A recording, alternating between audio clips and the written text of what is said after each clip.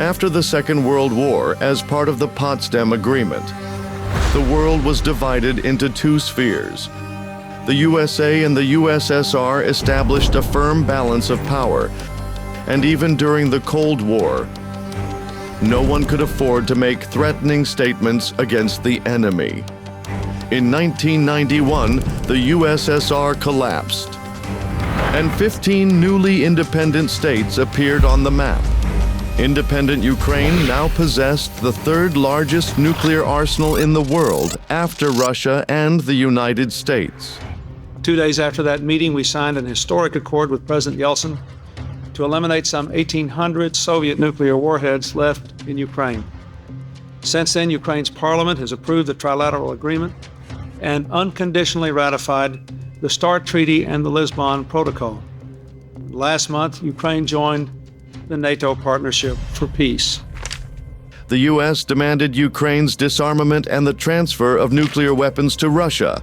On December 5, 1994, the leaders of Ukraine, Russia, the United Kingdom, and the United States signed the Budapest Memorandum.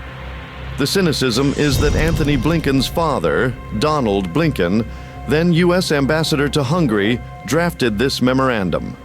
Ukraine made a hard decision: complete disarmament in exchange for a U.S. and U.K. guarantee of its security within the 1991 borders. Ukraine is a very important country, and I feel a personal stake because I got them to agree to give up their nuclear weapons, and none of them believed that Russia would have pulled this stunt if Ukraine still had their weapons. So I think what Mr. Putin did was very wrong. And I believe Europe and the United States should continue to support Ukraine.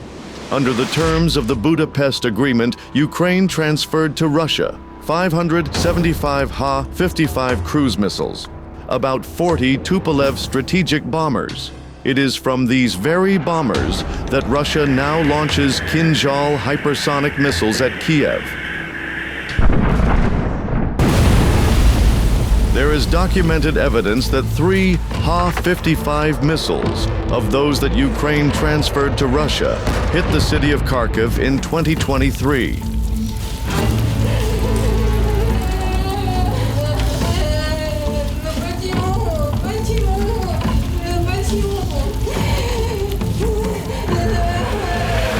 Additionally, U.S. President Bill Clinton insisted that Ukraine further dispose of 176 medium-range ballistic missiles containing 1,272 warheads, 44 strategic bombers, 1,068 Ha-55 cruise missiles.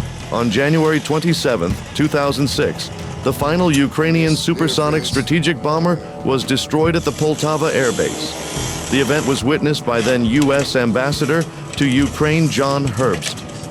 By 2006, Ukraine was completely bereft of powerful weapons. If Ukraine had been able to hold on to its cruise missiles and strategic bombers, then in 2014, Putin would have been afraid to seize Crimea and begin an invasion of eastern Ukraine. Alternatively, the U.S. and Great Britain should have fulfilled their obligations under the Budapest Memorandum and prevented Putin from committing this aggression. What could provoke an aggressor more than the knowledge that their actions come with no consequences? Around 5 o'clock in the morning of February 24, 2022, Putin launched a full-scale invasion of Ukraine. The Biden administration at the time noted, "We are closely monitoring the situation." There is a report that Harris then told Zelensky, "Don't you dare shoot at the Russians. We don't need a war." In the 21st century, Ukraine is the largest country in Europe. It boasts a population of over 40 million people, a robust economy, a highly developed banking sector, 15 nuclear reactors, including the largest nuclear power plant in Europe, and the second largest grain exporter in the world after the United States. On the other hand, it has been left without offensive weapons, as the United States and the United Kingdom guaranteed its border security. By February 24, 2022, Ukraine's air defense systems only allowed it to monitor its airspace. Putin struck the entire territory of Ukraine with Iskander ballistic missiles, as well as air and sea-based cruise missiles. Russian aircraft proceeded to bomb Ukraine around the clock.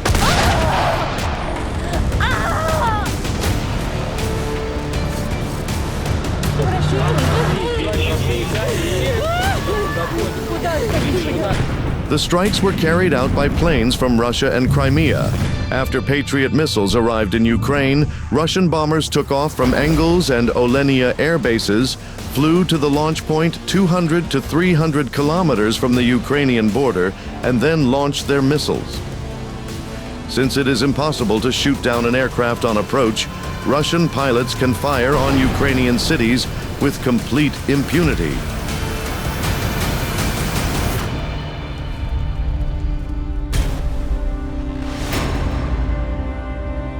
"70% of Ukraine's energy has already been destroyed. We are returning this to you," was written on recovered missile fragments. The Russian pilot's cynical joke is that it is a refund for the Ukrainians.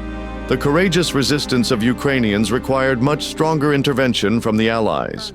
President Biden never transferred all the money that Congress had so painstakingly allocated. Instead, Biden sent Ukraine 36 tanks. This trifling amount of heavy armor was like a mockery. Even tiny Denmark was able to do more.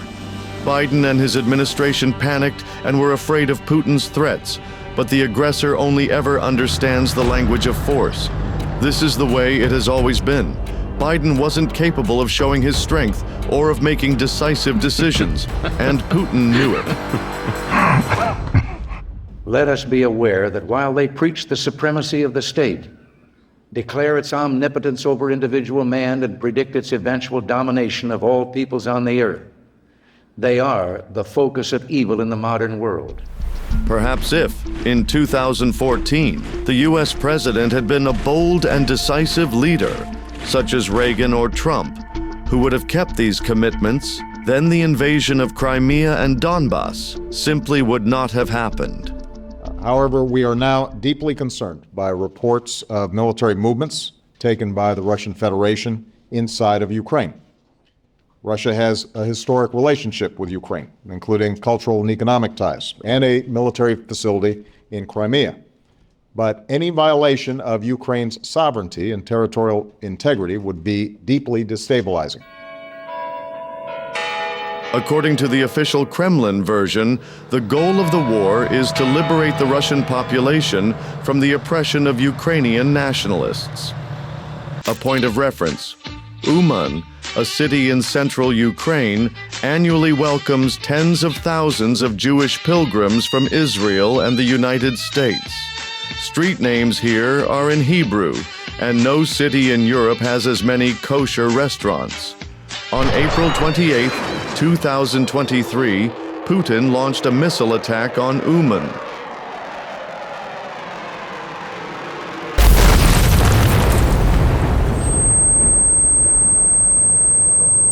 The missile hit a 9-story residential building, killing 23 people, including 6 children.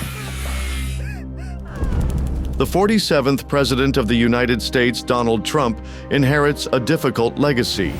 The Clinton administration signed the Budapest Memorandum and, in the process, made commitments it could not keep. President Barack Obama failed to respond to Russia's invasion of Crimea and the military operation in Donbass in 2014. President Biden has shown his weakness before a large-scale invasion of a sovereign democratic country in 2022. As the new President Trump takes his first steps in the Oval Office, Iran, China, Putin, and the Democrats are watching the whole situation very closely. All authoritarian leaders are waiting for him to make a mistake and make their move. The preservation of the democratic world now depends on President Trump. Putin offered to arrange a duel with Kyiv and the United States. He proposed that Russia would fire an Oreshnik missile at Kyiv. Пусть определят какой-то объект для поражения, скажем, в Киеве. Сосредоточат туда все свои силы ПВО и ПРО А мы нанесем туда удар орешник. И посмотрим, что будет. This nonsense was aired on television. Russian Channel 5, which is owned by Putin's close friend Yuri Kovalchuk, showed a video of how Russia could strike Europe and the US with missiles. И уничтожаем к ядрене матери Киевскую плотину. Это приводит к затоплениям, и 1 миллион с лишним человек оказывается в зоне бедствия. Нам плевать. Russian journalists on TV talked about how it would be successful for Russia to bomb Kiev's water supply and how the city could drown in excrement. Another journalist said it doesn't matter what a drone is called as long as it kills Ukrainians. Ну, нахрен уничтожить Киев. Согласен? Уничтожить Львов.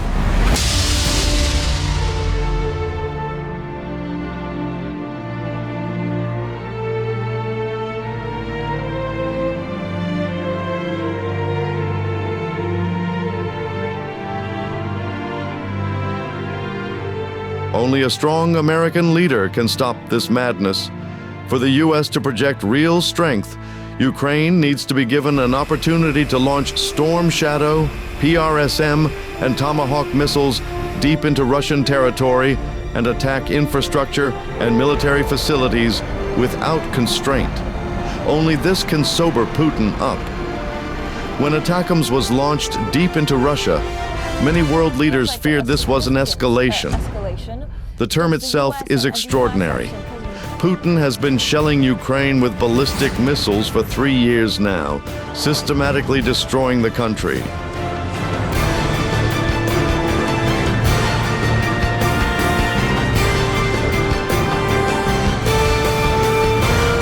But Ukraine striking a Russian airfield is considered an escalation. This is the first step toward establishing parity of power. War always returns from where it came.